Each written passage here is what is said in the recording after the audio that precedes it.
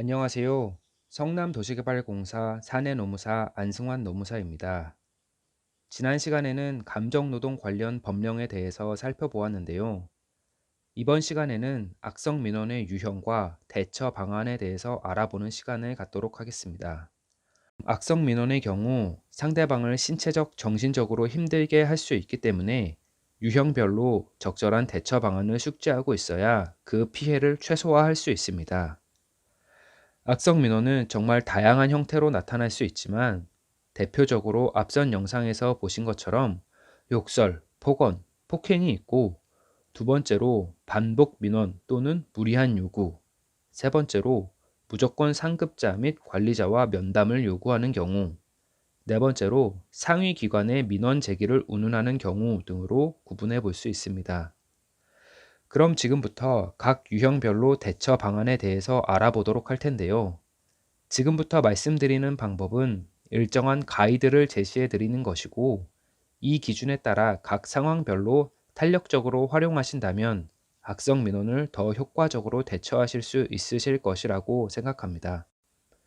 먼저 욕설 또는 폭언을 하는 악성 민원의 경우입니다. 1단계로 정중한 어조로 욕설이나 폭언에 대한 자제를 요청하며 고객을 진정시킨 후 민원을 해결해야 합니다. 그럼에도 불구하고 욕설 폭언이 지속될 경우에는 2단계로 고객님, 계속해서 욕설과 폭언을 하면 제가 도와드리기 어렵습니다 등의 멘트를 단호한 어조로 언급하며 욕설, 폭언의 중지를 요청하여야 합니다. 그래도 욕설이나 폭언이 계속된다면 3단계로 산업안전보건법에 따라 녹음 또는 녹화되고 있음을 고지하며 증거를 확보하여야 하고, 4단계로 다시 한번 고객을 진정시키고 욕설이나 폭언의 중지를 요청해야 합니다. 그럼에도 욕설과 폭언이 지속된다면 5단계로 모욕죄, 협박죄, 나아가 폭행죄 등 형법 위반 등으로 처벌받을 수 있다는 사실을 안내하고, 계속해서 소란을 피울 경우에는 대면 상황의 경우 경찰 등 주변 사람들에게 도움을 요청하여 조치를 취한 뒤 관리자나 감정노동자 보호 주관부서에 보고하여야 하고, 비대면, 즉 전화 응대의 경우에는 욕설, 폭언으로 인해 더 이상 응대를 하지 못함을 안내한 후 응대를 종료하고 관리자나 감정노동자 보호 주관부서에 보고하여야 합니다. 특히 폭행의 경우 초기 단계에서 고객에게 폭력성의 징후가 있는 경우 즉각 주위 직원 등에게 도움을 요청하여 더 큰 피해가 발생하지 않도록 사전에 예방하여야 하며, 고객 진정을 최우선으로 조치하고 직접적인 폭력이 행사되는 경우 경찰 등의 도움을 받아 현장에서 퇴고 조치하고 사법 처리 여부를 결정해야 합니다. 악성 민원의 두 번째 유형으로 같은 민원을 계속해서 제기하거나 무리한 요구를 하는 경우입니다. 이 경우 1단계로 지금 제기하신 민원에 대해서는 이렇게 저렇게 이미 조치가 완료된 사안입니다, 또는 지금까지 문제 해결을 위해 최선을 다했으나 이러저러한 이유로 해당 민원은 처리가 어렵습니다 등의 멘트로 정중하게 반복 민원이나 무리한 요구를 거절하여야 합니다.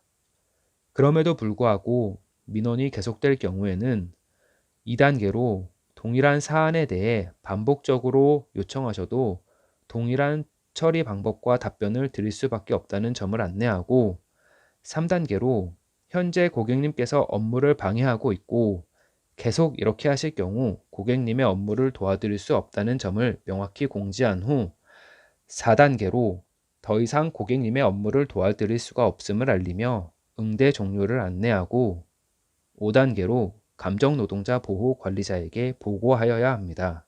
악성 민원의 세 번째 유형으로 무조건 상급자나 관리자와 면담을 요구하는 경우입니다. 이 경우 1단계로 고객님, 어떤 일이신지 저에게 말씀해 주시면 제가 담당자이기 때문에 관련 규정에 따라 처리하도록 하겠습니다 등의 멘트로 정중하게 본인이 업무 담당자임을 안내하고 민원을 처리해야 하며, 그럼에도 불구하고 계속해서 상급자와의 면담을 요구할 경우에는 2단계로 다시 한번 고객을 진전시킴과 동시에 제가 업무 책임자이니 저를 믿고 도와드릴 일이 어떤 것인지 말씀해 주시면 성심껏 도와드린 후 관리자에게 꼭 보고하도록 하겠습니다. 등의 안내를 통해 민원 내용을 파악해야 합니다. 그래도 해결이 안 될 경우에는 3단계로 지금까지 고객님의 문제 해결을 위해 최선을 다했으나 도움을 드리지 못해 죄송합니다. 하지만 상급자나 관리자분들과 면담을 하신다고 해도 담당자와 동일하게 규정에 따라 민원이 처리될 수밖에 없음을 알려드립니다. 라고 안내하며 문제 해결을 위해 최선의 방법으로 처리하려고 했음을 설명해야 합니다. 이후 4단계로 더 이상 고객님의 업무를 도와드릴 수가 없음을 알리며 응대 종료를 안내하고 5단계로 감정노동자 보호관리자에게 보고하여야 합니다. 이때 주의하여야 할 사항으로는 고객에게 담당자의 권한과 업무 범위를 충분히 설명하여야 하고 고객이 분명한 사유 없이 부서장 등과의 상담을 원할 경우 서면 면담 방법을 활용하는 것도 고려해 볼 수 있습니다. 이는 서면을 작성하면서 고객이 스스로 민원 제기 의도를 이해하고 돌아볼 수 있는 시간을 가질 수 있도록 하기 위함입니다. 만약 서면 방식을 활용할 경우 각각의 처리 과정과 결과를 고객에게 명확하게 통지하는 것이 필요합니다. 악성 민원의 네 번째 유형으로 상위 기관에 민원을 제기하겠다며 위협하는 경우에는 1단계로 고객님, 화가 나신 것은 충분히 이해합니다. 마음을 가라앉히시고 차분히 말씀해 주시면 도움을 드릴 방법을 찾아보겠습니다. 등의 멘트로 고객의 불만을 진정시킬 필요가 있으며 2단계로 고객님, 지금까지 문제 해결을 위해 최선을 다했으나 도움을 드리지 못해 죄송합니다. 외부 기관이나 상위 기관에 민원을 제기한다고 하더라도 동일한 처리 방법과 답변을 드릴 수 있음을 알려드립니다. 등의 안내를 통해 공사에서는 규정에 따라 조치할 수 있는 부분은 모두 하였음에도 불구하고 고객의 니즈를 충족시키지 못한 부분에 대해서는 상위 기관에서도 동일하게 처리될 수밖에 없다는 점을 안내해야 합니다. 3단계로 고객님, 도움을 드리지 못해 죄송합니다. 상위 기관에 제기된 민원에 대해서는 공사 민원 업무는 종료하도록 하겠습니다. 라고 안내하며 응대 종료를 안내하고 4단계로 감정노동자 보호관리자에게 보고하여야 합니다. 이때 주의하여야 할 사항으로는 민원 내용을 구체적으로 확인하고 해당 민원의 처리 이력을 필수적으로 확인해야 합니다.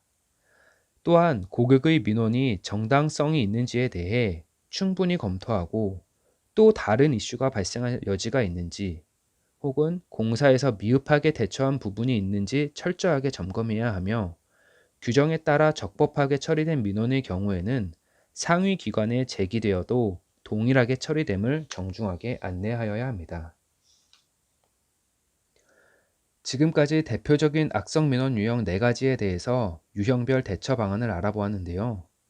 이 외에도 다양한 악성 민원의 유형이 발생할 수 있기 때문에 지금까지 학습한 내용을 기준으로 각 상황에 맞게 적절히 활용한다면 보다 원활하게 악성 민원을 대처하실 수 있을 것이라고 생각합니다.